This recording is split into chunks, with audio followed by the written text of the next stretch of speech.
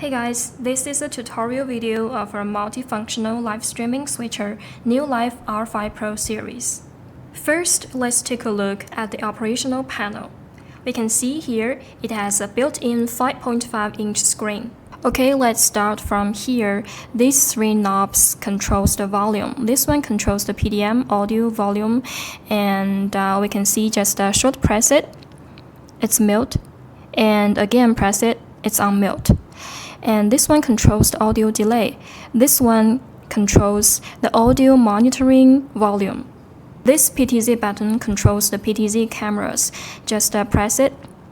When the button is flashing, we can control the PTZ camera using the joystick. Okay, we can see here. Here we can see the movement of the PTZ cameras. This is the recording button. Just plug in the USB here and press the recording button. You can see here it's already recording. And when turning off recording, make sure the recording light is off before removing the USB. This is stream button, just press it. And see here it's already pulling a stream. Okay. This is the file button, just short press the file button. We can select the video we want to play. Use these two buttons. You see here it changes. Okay, and also we can use this button to pause and play this video. Also, we can long press the file button to switch between image and video. Now switch to image, and again long press it, switch to video. This is the super source button. It's also called gallery mode.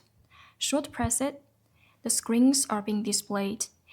The screens, the number of screens, and also the direction of the screens can all be set in the scene menu. This is the scene button. Press it, we can have a quick access to the scene settings. See here. This is the auxiliary output. Press it. We can choose the channel we want to display. Here we can see it changes. And choose the one we want to display. Also, we can rotate the channel here. Okay.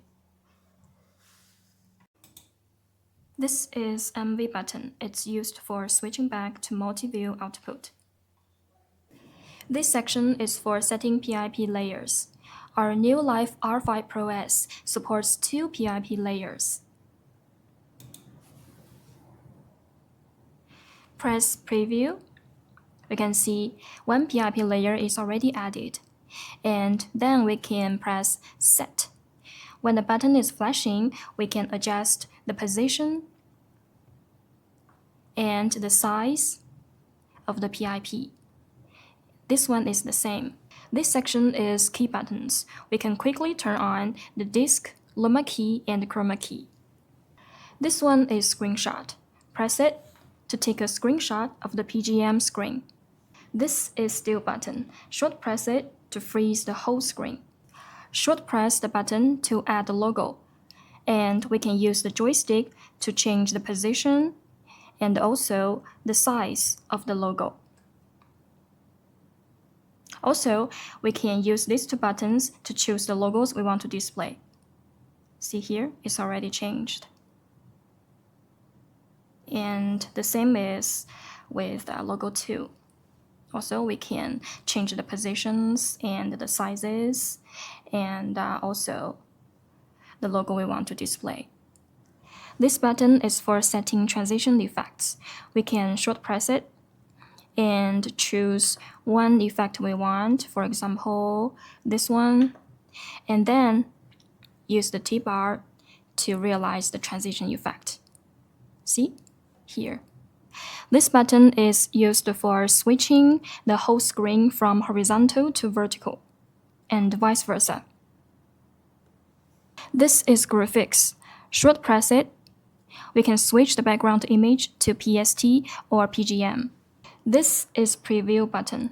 We can preview the transition effects in preset screens. This is fade to black. This cut button enables a cut from PST to PGM. This is auto button.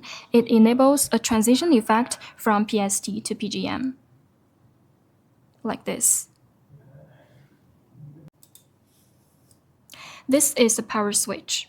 When the switcher is on, we can press this button for about 2 seconds and lock the buttons to avoid accidental touch. And also, we can long press for about 2 seconds to unlock.